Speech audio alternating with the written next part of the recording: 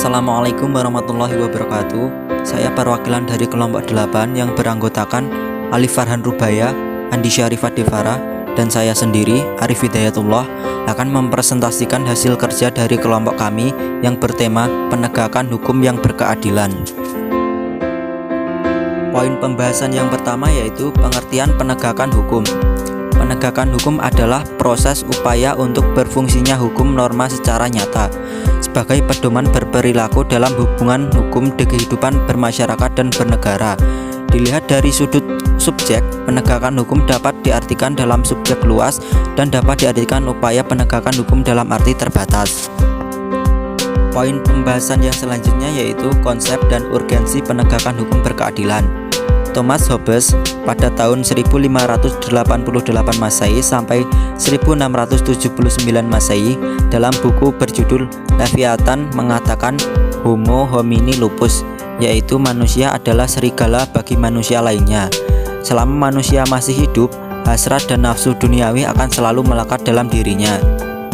Manusia memiliki berbagai watak dan karakter.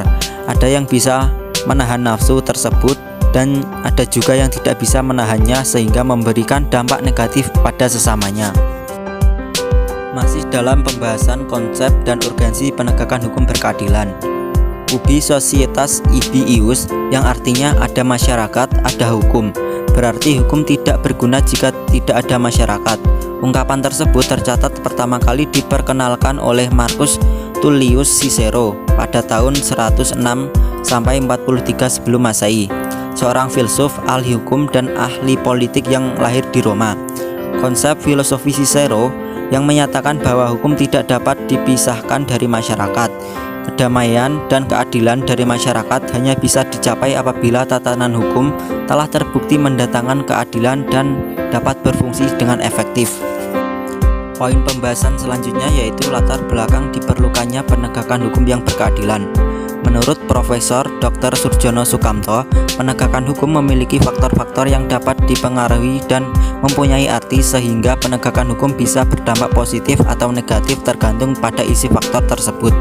Terjadinya gangguan terhadap penegakan hukum terjadi apabila ada ketidakserasian antara nilai, kaidah, dan pola perilaku.